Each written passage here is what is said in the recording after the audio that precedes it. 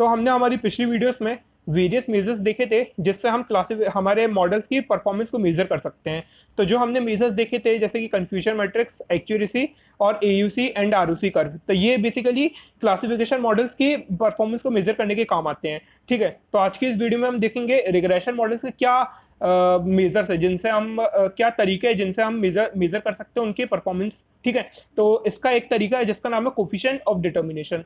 इसको हम दूसरा नाम भी बोलते हैं जिसका नाम है आर स्क्वायर। ठीक है, तो आज की इस वीडियो में हम डिटेल में देखेंगे कोफिशिएंट ऑफ डिटर्मिनेशन होता क्या है।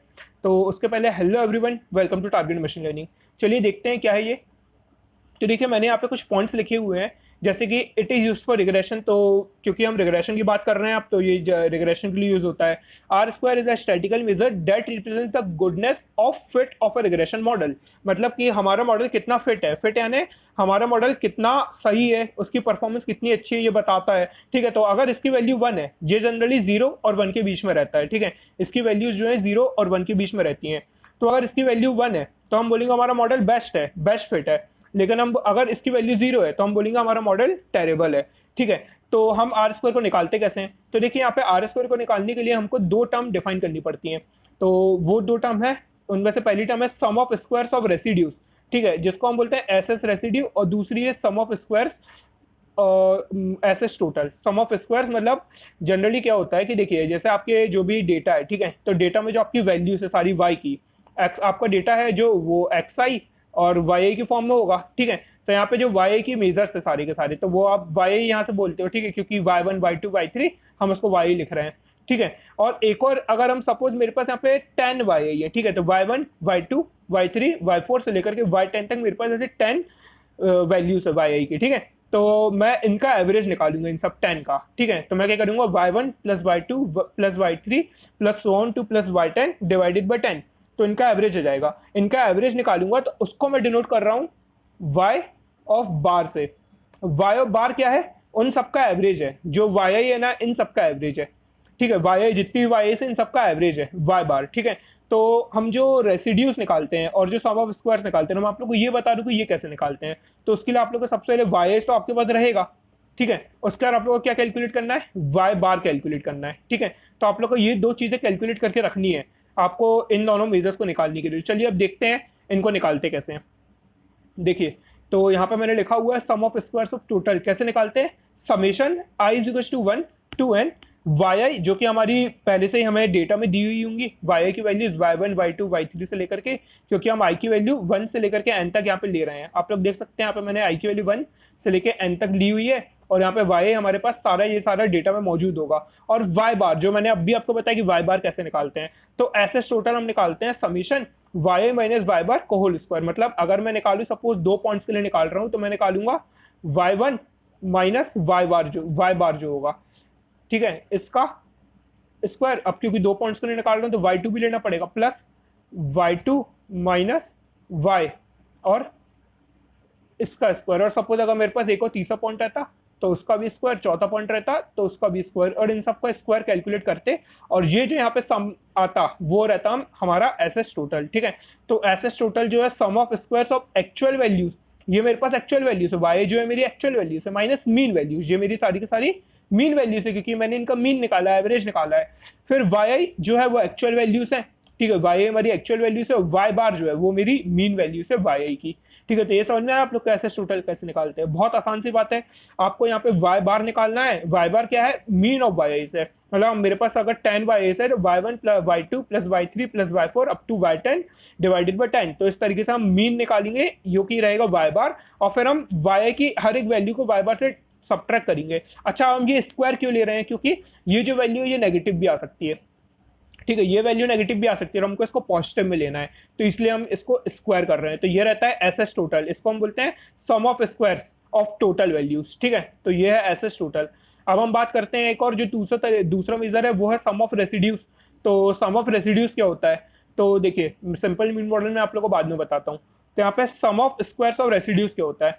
Sum of squares of residues basically calculate किया जाता है। आपके पास क्या है, वाई आपके पास पहले से ही मौजूद था। अब वाई आई हैट क्या है, वाई आई हैट यहाँ पे मेरी प्रिडिक्टेड वैल्यूज है। ठीक है, ये मेरी PRED वेल, ठीक है, प्रिडिक्टेड वेल लिख रहा हूँ, मतलब ये मेरी प्रिडिक्टेड वैल्यूज है। तो वाई जो मेरी प्रिडिक्टेड वैल्यूज है और वाई हैट मेरी प्रिडिक्टेड वैल्यूज है और वाई मेरी एक्चुअल वैल्यूज है। तो आपको एसएस रेसिड्यू कैसे निकालना है, simple, summation I is equal to 1 to n Y minus Y hat. अब ये वाई माइनस वाई हैट है क्या, ये एक्चुअल में मेरा है एरर, ठीक है, क्योंकि ये मेरी एक्चुअल वैल्यू से माइनस कर रहा हूँ मैं उसकी प्रिडिक्टेड वैल्यू से, तो actual value minus predicted value actual में एरर ही होगा, तो ये मेरा है एरर, ठीक है। तो अब क्योंकि ith वैल्यू के लिए निकाल रहे हैं तो मैं इसको बोलूंगा एरर आई। तो ये देखिए मैंने नीचे लिखा हुआ है रेसिड्यू या एरर, इसको हम बोलते हैं रेसिड्यू, ठीक है। तो आप लोग को समझ में आया इसको सम ऑफ रेसिड्यू क्यों बोल रहे हैं, क्योंकि हम रेसिड्यूज का सम कर रहे हैं, हम एरर्स का सम कर रहे हैं, इसलिए हम इसको बोलते हैं रेसिड्यूज, ठीक है। तो अब देखिए मैंने क्या किया, error I equal to Y I minus Y I bar, ठीक है। तो ये जो स्क्वायर नहीं है इसमें हम स्क्वायर को इंक्लूड नहीं करेंगे, सिर्फ अंदर स्क्वायर के अंदर की टर्म, इसको हम बोलते हैं एरर, ठीक है। अब ऐसा टोटल मैंने यहाँ पे लिखा हुआ है sum of squares of residues of actual values minus predicted values, sum of squares of residues, residues समझ में आया आप लोग को। वाई जो है मेरी वो है एक्चुअल वैल्यूज, और वाई जो है यहाँ पे मेरे को वाई हैट लिखना चाहिए था, वाई हैट यहाँ पे आएगा, तो एक्चुअली में ये मैंने गलत लिखा है, ठीक है, ये आप लोग काट दीजिए, इसकी जगह आप लोग लिखिएगा वाई हैट जो है मेरी वो है यहाँ पे मेरी प्रिडिक्टेड वैल्यूज, ठीक है। तो ये रहेंगी मेरी वाई हैट, ठीक है, ये आप यहाँ पे इसको काट दीजिएगा, ठीक है। तो ये आप लोग को समझ में आया।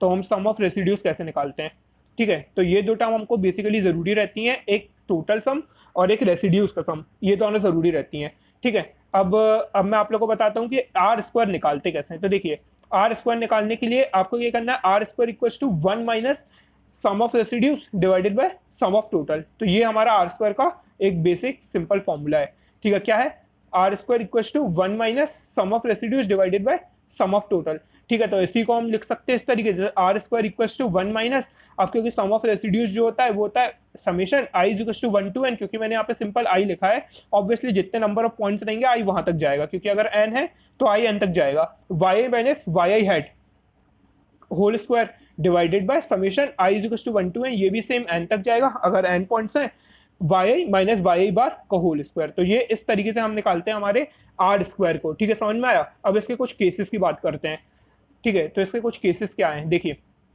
अब यहाँ पे केसेस क्या बन सकते हैं, केसेस इन दोनों से रिलेटेड बन सकते हैं, sum of squares of residues और सम ऑफ टोटल, ठीक है। तो इन दोनों से केसेस बन सकते हैं। देखिए सबसे पहले केस क्या बोलता है, मेरा सबसे पहले केस बोलता है कि if S S residue is equal to 0, ठीक है। इसने क्या बोला कि अगर एस एस रेसिड्यू जो है, ये मेरा एस एस रेसिड्यू मतलब मेरा न्यूमिनेटर वाला पार्ट, ये जो मेरा है ये अगर 0 हो गया, तो देखिए अगर ये 0 हो जाएगा तो क्या होगा, ये पूरी टर्म 0 हो जाएगी, ये पूरी टर्म 0 होगी, तो आर स्क्वायर क्या आएगा 1, तो आर क्या आएगा 1। अब मैंने क्या बोला, अगर आर स्क्वायर आपका 1 आता है तो वो बेस्ट मॉडल है, ठीक है। तो अगर आर स्क्वायर 1 आ रहा है तो आपका सबसे अच्छा मॉडल है, बेस्ट मॉडल है आपका, ठीक है।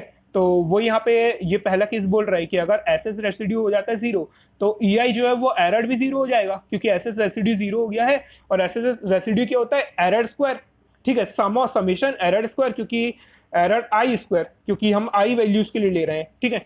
तो ये यहाँ पे n वैल्यूज के लिए ले रहे हैं, तो हम वहाँ पे हर एक वैल्यू को i से डिनोट कर रहे हैं, तो ठीक है। अगर r स्क्वायर 1 हो गया which is highest, so for r square equal to 1 performance of model is best, ठीक है। अब केस 2 लेते हैं, केस 2 में क्या है, S S residue is less than S S total. तो देखिए एस एस रेसिड्यू हमारा ये है और एस एस टोटल ये है, अब एस एस रेसिड्यू जो है वो छोटा हो जाएगा एस एस टोटल से, ठीक है। एस एस रेसिड्यू जो है एस एस टोटल से छोटा हो गया, तो इसका मतलब क्या है कि एस एस रेसिड्यू और एस एस टोटल का डिवीजन करेंगे तो वह एक्चुअल में 1 से छोटा आने वाला है, तो ये जो वैल्यू है ये मेरी हमेशा लेस देन 1 रहेगी।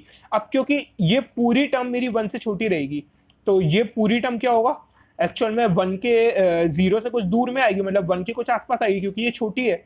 अब ये छोटी है तो मैं बोल सकता हूँ कि मेरी जो ये पूरी टर्म है, ये जो पूरी टर्म है, ठीक है, 1 माइनस ये पूरी टर्म मेरी कुछ 0 और 1 के बीच में रहेगी। अब वो डिपेंड करेगा कि इन दोनों ये कितने, मतलब इन दोनों के बीच में डिफरेंस कितना है, ठीक है। तो वो डिपेंड करेगा आपके मॉडल पे, आपके मॉडल का आपका डेटा क्या है, ठीक है।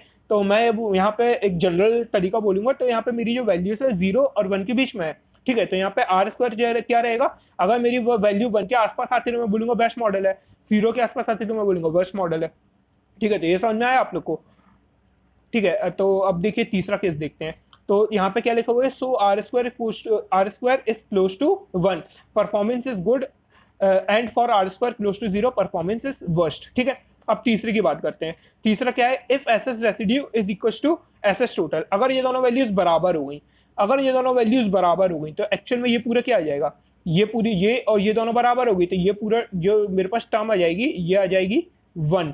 अब 1 माइनस 1, तो ये पूरी टर्म जो है मेरे पास, ये पूरी टर्म आ जाएगी मेरे पास 0। तो आर स्क्वायर की वैल्यू 0, मतलब वर्स्ट मॉडल है ये मेरा। ठीक है, तो आप लोग को याद रखना है एस एस रेसिड्यू और एस एस टोटल कभी सिमिलर एक जैसे नहीं होने चाहिए। ठीक है, अब चौथा केस जो है, लास्ट केस क्या बोलता है? अब इसके पहले ये बोलता है कि केस 3 जो है वो सिंपल मीन मॉडल का केस है। तो मैं आप लोग का सिंपल मीन मॉडल जल्दी बताऊंगा, उसके पहले हम केस 4 को डिस्कस कर लेते हैं। तो केस 4 यहाँ पे क्या बोलता है? केस 4 है एस एस रेसिड्यू, अगर एस एस रेसिड्यू बड़ा है एस एस टोटल से। ठीक है, अगर S S residue S S total से बड़ा है, तो देखिए इस केस में क्या होगा। अगर S S residue S S total से बड़ा है, तो यहाँ पे क्या केस है? ये वाली टर्म जो है ये वाली टर्म से बड़ी है, तो एक्चुअल में ये पूरी टर्म क्या हो जाएगी? 1 से बड़ी हो जाएगी, ग्रेटर देन 1।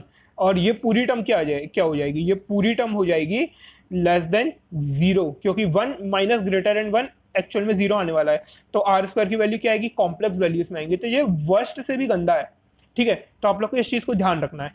तो ये जो चौथा केस है सबसे बेकार केस है। वर्स्ट केस क्या है कि अगर आपकी वैल्यू 0 हो रही है आर स्क्वायर की, लेकिन उससे ही बेकार केस क्या है? अगर 0 से भी कम हो रही है, नेगेटिव हो रही है, जो कि फोर्थ केस में हो रही है, जब हमारे एस एस रेसिड्यू और एस एस टोटल जो है इक्वल हो रहे हैं। ठीक है, तो आप लोग को समझ में आया? तो फोर्थ केस को आपको इग्नोर करना है और थर्ड केस को आपको इग्नोर करना है। ठीक है, अब सिंपल मीन मॉडल की बात करते हैं। सिंपल मीन मॉडल क्या होता है? तो देखिए, सिंपल मीन मॉडल मैंने यहाँ पे लिखा हुआ है। सिंपल मीन मॉडल क्या होता है? Simple mean model is a model where the predicted values that is Y Q is mean of Y I. ठीक है, मतलब मैंने क्या बोला कि जैसे मेरे पास ये पूरा डेटा है मेरा, ठीक है, यहाँ पे मेरे पास कुछ प्रिडिक्टेड वैल्यूज हैं, मेरी वाई आईज हैं, ये मेरी सारी की सारी वाई आईज है। अब मैंने क्या बोला कि ये मेरी वाई आईज हैं, प्रिडिक्टेड वैल्यूज हैं, मतलब यहाँ पे सॉरी वाई आई हैट है, ये मेरी वाई आई हैट है। ठीक है, sorry sorry sorry Y I hat, क्योंकि predicted values Y I hat है, और यहाँ पे मेरी वाई आईज है जो कि मेरी एक्चुअल वैल्यूज है। ठीक है, तो ये मेरी वाई आईज है, मैं इसको थोड़ा अच्छे से लिख देता हूँ, वाई आई से। ठीक है, तो ये मेरी वाई आई से, हैट नहीं आएगा यहाँ पे, ये मेरी वाई आई से। अब मैंने क्या बोला कि सिंपल मीन मॉडल में अगर प्रिडिक्टेड वैल्यूज हैं वो हो जाती हैं जो कि वाई क्यू है मीन के बराबर की हो जाती है। मतलब यहाँ पे क्या हो रहा है? जो मेरा वाई आई हैट है वो हो रहा है मेरे वाई बार के बराबर का। मतलब प्रिडिक्टेड वैल्यू, जैसे मैं आप लोगों को एग्जांपल लेके बताता हूँ, एग्जांपल लेते हैं। ठीक है, लेट्स सपोज मैंने बोला कि हम एक ऐसा मॉडल बिल्ड कर रहे हैं जिसमें हम हाइट प्रिडिक्ट करना चाहते हैं किसी भी पर्टिकुलर पर्सन की। ठीक है, हम एक हाइट प्रिडिक्ट करना चाहते हैं किसी भी पर्टिकुलर पर्सन की, और हमारे पास डेटा है बहुत सारे पर्सन की, हमारे पास हाइट पहले से ही मौजूद है। ठीक है, लेकिन मैंने क्या बोला कि एक सिंपल मॉडल बिल्ड करता हूँ मैं। सबसे बेसिक मॉडल क्या बिल्ड कर सकता हूँ? तो मैंने बोला सबसे बेसिक मॉडल मैं ये बिल्ड कर सकता हूँ कि मैं क्या करूँ, जितनी भी हाइट दी हुई है मेरे पास, ठीक है, एक्चुअल वैल्यू जितनी भी दी हुई है, मैं उन सबका एवरेज निकाल लूँ, मीन निकाल लूँ, और मीन निकाल करके जो मैं प्रिडिक्टेड वैल्यूज है मॉडल को ऐसा बिल्ड करूँ कि प्रिडिक्टेड वैल्यूज वो मीन बताए। ठीक है, सपोज मेरे पास यहाँ पे कोई नया क्वेरी पॉइंट आया और उससे पूछा कि ये इसकी हाइट क्या होगी, तो वो क्या बता रहे हैं? इसकी हाइट मीन के बराबर की होगी, जो इन सबका, जो इन सारे वाई का मीन है। ठीक है, तो एक सिंपल मॉडल होगा। सिंपल मॉडल क्या होगा? जहाँ पे जो प्रिडिक्टेड वैल्यूज है और जो मीन वैल्यूज हैं, जो प्रिडिक्टेड वैल्यूज है मीन वैल्यूज के बराबर की हो जाए। मतलब प्रिडिक्टेड वैल्यूज जो मॉडल प्रिडिक्ट कर रहा है वो एक्चुअली मीन वैल्यूज ही है, तो एक सिंपल मॉडल हो जाएगा। ठीक है, तो यहाँ पे so S S total that is sum of square error is calculated using simple mean model. तो एस एस टोटल जो है ना वो एक्चुअल में sum of squares of error is calculated using simple mean model. जो actual में simple mean model के जरिए कैलकुलेट किया जाता है। क्यों? क्योंकि सिंपल मीन मॉडल में क्या केस होता है, जो हमारी प्रिडिक्टेड वैल्यूज है वो वाई आई हो जाए। ठीक है, वाई की जो है मेरी वाई आई बार हो जाए, सॉरी वाई आई बार हो जाए। ठीक है, मीन ऑफ वाई यानी वाई आई बार। ठीक है, यहाँ पे मीन ऑफ वाई मतलब वाई आई बार हो जाए। ठीक है, तो यहाँ पे so S S total that is sum of squares of errors calculated using simple mean model. ठीक है, क्योंकि सिंपल मीन मॉडल भी यही बात कहता है। Simple mean model is the simplest model that can be built. Example prediction of height where a predicted height will be mean of average height of all the persons और points. ठीक है, points मतलब persons, मतलब वही चीज है कि अगर हम पर्संस बहुत सारे डेटा ले रहे हैं जिसमें बहुत सारे पर्संस की हाइट है या बहुत सारे पर्संस का वेट डेटा दिए हुए है, तो एक्चुअल में क्या पॉइंट्स हमारे मशीन लर्निंग मॉडल के लिए वो सारे के सारे पॉइंट्स है। ठीक है, तो आप लोग कंफ्यूज मत होना पॉइंट्स और पर्सन में। ठीक है, तो आप लोग का समझ में आया सिंपल मीन मॉडल क्या होता है। तो अब केस 3 यहाँ पे मेरे को क्या बोलता है?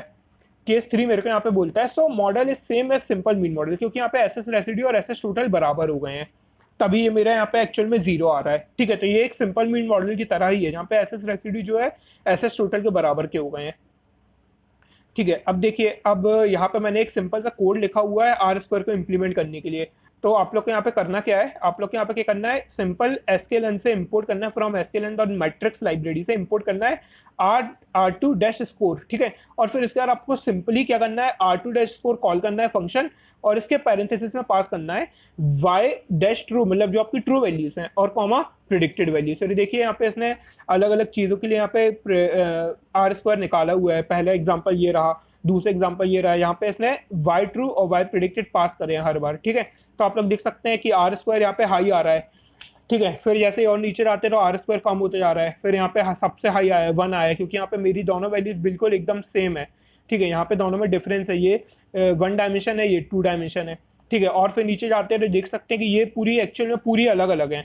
ये यहाँ पे जो y ट्रू है वो 1 2 3 था, और y प्रिडिक्टेड है 3 2 1 है। तो आर स्कोर यहाँ पे -3 आ रहा है, नेगेटिव में आ रहा है, ये वर्स्ट से भी वर्स्ट केस है, ठीक है। तो आप लोग को ये इस तरीके से आप आर स्क्वायर कैलकुलेट कर सकते हो। ये सिंपल, बस आप लोगों को क्या करना है, इस लाइब्रेरी को इंपोर्ट करना है और फिर इसके बाद आर स्क्वायर को यहाँ पे कॉल करना है, ठीक है। अब देखिए आर स्क्वायर के कुछ लिमिटेशंस भी हैं, ठीक है। तो आर स्क्वायर की लिमिटेशन क्या है, आर स्क्वायर की लिमिटेशन ये है कि ये हमको मेजर तो देता है हमारे मॉडल का, कि हमारे मशीन लर्निंग मॉडल की मेजर क्या है, ठीक है, परफॉर्मेंस बताता है हमारे मशीन लर्निंग मॉडल की, लेकिन ये एक्चुअल में उन चीज़ों के बारे में कुछ नहीं बताता। जैसे कि मैं आपको बोलूँ कि जो बायस्ड वैल्यूज है, बायस्ड वैल्यूज मतलब कि अगर हमारी जो वैल्यूज हैं, जो ट्रेनिंग डेटा की वैल्यूज है, टेस्टिंग डेटा की वैल्यूज हैं एक्स आई वाई, वो ना ही ज़्यादा बहुत ज़्यादा हाई है, ना ही बहुत ज़्यादा लो है, तो हम उनको बोलेंगे नॉन बायस्ड, क्योंकि वो ना ही बहुत ज़्यादा हाई है, ना ही बहुत ज़्यादा लो है। लेकिन अगर मान लो कुछ हाई हो गई, सपोज मेरे पास यहाँ पे 10 पॉइंट्स हैं, ठीक है, सपोज मेरे पास यहाँ पे 10 पॉइंट्स हैं, जो कि पॉइंट्स मेरे 1 2 3 4 5 1 4 6, ठीक है, 1 2 3 4 5 6 7 8, और सपोज मेरे पास 2 पॉइंट्स है, वो कुछ इतने हैं, मैं ले लेता हूँ 30 और दूसरा पॉइंट है 50। तो ये एक्चुअल वैल्यू से एक्चुअल में बहुत ज़्यादा बड़े हैं, ठीक है। शुरुआत की जो वैल्यूज है वो आप लोग देख सकते हैं 10 से 7 से भी छोटी है, लेकिन लास्ट की जो वैल्यूज 30 तक पहुंच रही है, 50 तक पहुंच रही हैं। तो अगर दो वैल्यूज बहुत ज़्यादा बड़ी है तो ये हमारे आर स्क्वायर को अफेक्ट कर सकती हैं, ठीक है। तो आर स्क्वायर को मेजर अफेक्ट कर सकती है अगर वैल्यूज एकदम से बढ़ गई, लेकिन ये इनके बारे में कोई इंडिकेशन नहीं देता कि वैल्यूज बढ़ रही हैं घट रही हैं, ठीक है, समझ रहे हैं आप लोग। तो ऐसे लिमिटेशन है आर स्क्वायर के। तो लिमिटेशंस को ओवर करते हैं हम मीडियन एब्सोल्यूट डेविएशन से, ठीक है। तो हम मीडियन एब्सोल्यूट डेविएशन देखते हैं, पर उसके पहले मैं आप लोगों को लिमिटेशंस के बारे में थोड़ा और बताता हूँ। तो R square is not very robust to outliers, R square robust नहीं आउटलेयर्स की। If one value of S S total that is E I is larger, ठीक है। सपोज मैंने बोला कि जैसे कि मैंने आप लोग को बताया कि एक वैल्यू बहुत ज़्यादा बड़ी आ गई, ठीक है। तो एक वैल्यू सपोज मैंने बोला कि जो मैं एस एस टोटल निकाल रहा हूँ, तो एस एस टोटल कैसे निकालते हैं, एस एस टोटल निकालते हैं यहाँ पे हम लेते हैं हमारी सारी की सारी वाई, और यहाँ पे हम लेते हैं माइनस करते हैं इनको जो हमारी वाई हैट है, ठीक है। तो वाई जो है मेरी, सपोज मैंने बोल दिया 50, और जो मेरी वाई हैट है वो मैंने बोल दिया कि जो उन सबका मीन जो आ रहा है वो एक्चुअल में मैंने बोला कि 10 आ रहा है, ठीक है। तो अब इन दोनों का सब्ट्रैक्शन मैं निकाल रहा हूँ, तो इन दोनों का सब्ट्रैक्शन आ रहा है 40, ठीक है। तो आर स्क्वायर को बहुत ज़्यादा अफेक्ट कर रहा है, ठीक है। तो if one value of S S total that is E I is large then a model can get affected. S S residue is equal to sum of squares that is E I and E I is larger, therefore point is outlier. क्योंकि अगर ये ई आई larger आ रहा है तो मतलब point outlier है, तो outlier point major affect करता है हमारे आर स्क्वायर को, ठीक है। आर स्क्वायर की वैल्यू कभी इतनी ज़्यादा आनी नहीं चाहिए, आर स्क्वायर की वैल्यू 1 आनी चाहिए, लेकिन आर स्क्वायर की वैल्यू क्या आ रही है, इसके कारण डेविएट हो रही है, तो हमको ये नहीं चाहिए, ठीक है। दूसरा क्या है, R square is not use to determine whether predictions are biased और नॉन बायस्ड। तो मैंने आप लोग को अभी बताया कि प्रिडिक्शन बायस्ड है या नहीं है, ये नहीं बताता। R square does not indicate if a regression model provides an adequate fit to your data, a good model can have a low R two value. मतलब ये क्या करता है कि क्योंकि अब ये नहीं बताते कि हमारी वैल्यूज जो है बहुत ज़्यादा हाई है लो है, तो एक्चुअल में ये ना सही तरीके से फिट ही नहीं कर पाता। मतलब मॉडल जो हमारे ट्रेनिंग डेटा है, हमारा मॉडल सही तरीके से ट्रेन हो रहा है या नहीं, क्योंकि अगर हमारे मॉडल की वैल्यूज जो है, जो ट्रेनिंग डेटा की वैल्यूज है, अगर वो डेविएट होंगी, कुछ वैल्यूज बहुत ज़्यादा बड़ी हैं, कुछ वैल्यूज बहुत ज़्यादा छोटी हैं, तो एक्चुअल में हमारे ट्रेनिंग डेटा पे फर्क पड़ेगा और हमारा मॉडल अच्छे से ट्रेन नहीं हो पाएगा। तो एक्चुअल में ये नहीं बताता है कि ये एक्चुअल में हमारा मॉडल सही तरीके से ट्रेन हो रहा है या नहीं, ठीक है, एडिक्वेट फिट हो रहा है कि नहीं। तो a good model can have a low R two value. तो अगर हमारा मॉडल अच्छा भी हो तो उसकी भी आर टू वैल्यू लो हो सकती है। On the other end a bias model can have a high R two value. अगर वही बायस मॉडल है जिसमें वैल्यूज बहुत ज़्यादा डिविएट हो रही है, मतलब कुछ वैल्यूज बहुत बड़ी है, कुछ वैल्यूज बहुत छोटी हैं, तो उनकी आर टू वैल्यू भी हाई हो सकती है, ठीक है। तो ये इसकी लिमिटेशंस है। तो अब आर टू की जगह हम क्या यूज़ कर सकते हैं, R2 की जगह हम यूज कर सकते हैं मीडियन एब्सोल्यूट डेविएशन। तो मीडियन एब्सोल्यूट डेविएशन क्या होता है? मीडियन अपन को तो पता ही है मीडियन कैसे निकालते हैं, सेंट्रल वैल्यूज ऑफ एरर्स रहता है। सपोज मैंने बोला कि मीडियन जो है हमारी EI जो है E1 से लेके E10 तक है, E1 E2 E3 से लेकर के E10 तक है। तो अब मेरे को इनका मीडियन निकालना है, तो मीडियन में कैसे निकालूंगा? Total number of points plus 1 divided by 2, तो ये मीडियन का फॉर्मूला रहता है। तो अब यहाँ पे मीडियन एब्सोल्यूट डेविएशन कैसे निकालते हैं? इस मीडियन की मदद से मीडियन एब्सोल्यूट डेविएशन निकालते हैं हम मीडियन, ठीक है, bracket EI minus median of EI minus median of EI, ये मीडियन एब्सोल्यूट डेविएशन का फॉर्मूला है, EI minus median of EI। तो इसको हम बोलते हैं for better performance both median and median absolute deviation should be small. तो median और मीडियन एब्सोल्यूट डेविएशन दोनों के दोनों स्मॉल होनी चाहिए हमारी बेटर परफॉर्मेंस के लिए। तो ये इसका फॉर्मूला है, ये आप लोग को याद रखना है, ठीक है। तो आज की इस वीडियो को हम यहीं तक रखेंगे, क्योंकि वीडियो वैसे ही बहुत ज़्यादा लंबी हो चुकी है, बातें और भी हैं करने के लिए, पर मैं आप लोग को सजेस्ट करूंगा कि जितना आप लोग अगर खुद से रिसर्च करें, क्योंकि मैं आप लोग को एक लेवल तक समझा सकता हूँ कि मशीन लर्निंग क्या है, लेकिन जब तक आप लोग खुद से नहीं देखेंगे, गूगल पर सर्च नहीं करेंगे, तो आप लोग को समझ में नहीं आएंगी चीज़ें, ठीक है। तो एक बार मेरी वीडियोस देखने के बाद भी गूगल पर सर्च करिए, गूगल पर सर्च करके देखिए कि ये सारी चीज़ें हैं क्या। अगर आप लोग को डेटा मिलता है तो आप लोग उनको ट्रेन करके देखिए, टेस्ट करके देखिए, और रेसिड्यूज निकालिए, सम ऑफ रेसिड्यूज निकालिए, सम ऑफ टोटल निकालिए। मैंने इनके ये भी बताया कि R² आप लोग निकालते कैसे हैं। तो मैंने यहाँ पे आप लोगों को कोड भी बताया कि ये रहा पूरा इसका कोड। अगर आप साइकिल लर्न वेबसाइट पर ही जाएंगे तो आप लोग को यहाँ पे बिल्कुल डिटेल में मिल जाएगी कि पूरी R² कैसे निकालते हैं, या आप KNN को R² से कैसे मेजर कर सकते हैं, ठीक है। तो ये सारी चीज़ आप लोगों को साइकिल लर्न पे इंटरनेट पे मिल जाएंगी। खैर मैं भी अपनी आगे आने वाली वीडियोस में सारी चीज़ें बताने वाला हूँ, पर मैं बोलूँगा अगर आप लोग खुद से भी रिसर्च करते तो ज़्यादा अच्छा रहेगा। और अगर आप लोग चाहते हैं कोई भी क्वेश्चन, अगर आप लोग को डाउट आता है, कोई भी डाउट आता है, तो आप लोग बिल्कुल फ्रीली कमेंट सेक्शन में पूछ सकते हैं। मैं ज़रूर से रिप्लाई करूँगा उन क्वेश्चन का। पूछिए कमेंट सेक्शन में, कोई भी डाउट आता है मशीन लर्निंग से रिलेटेड या इस वीडियो से रिलेटेड, ठीक है। और अगर आप लोग पर्सनली पूछना चाहते हो तो आप लोग मेरे को इंस्टाग्राम पे, ये मेरी इंस्टाग्राम चैनल की लिंक है और मैं डिस्क्रिप्शन में भी इस लिंक को प्रोवाइड करूंगा, तो आप लोग वहाँ से भी इंस्टाग्राम चैनल पर विजिट करके वहाँ से भी मेरे को पर्सनली डाउट्स पूछ सकते हैं। और अगर आप लोग ईमेल करना चाहते हो, ये मेरी ईमेल आईडी है targetmachinelearning@gmail.com। तो आप लोग इस पर ईमेल कर सकते हैं अपने डाउट्स, और मैं कोशिश करूंगा कि आपको ईमेल के जरिए ही रिप्लाई दूं कि आपके जो भी डाउट्स हैं, ठीक है। तो आज की वीडियो को हम यहीं पर रैप अप करते हैं। तो मिलता हूँ आप लोग से अगली वीडियो में। अगर आप लोग को वीडियो पसंद आई हो तो वीडियो को लाइक कर देना और चैनल को सब्सक्राइब कर देना, और जितना हो सके दोस्तों को भी शेयर करना वीडियोस को। तो आज की वीडियो में इतना ही। Thank you.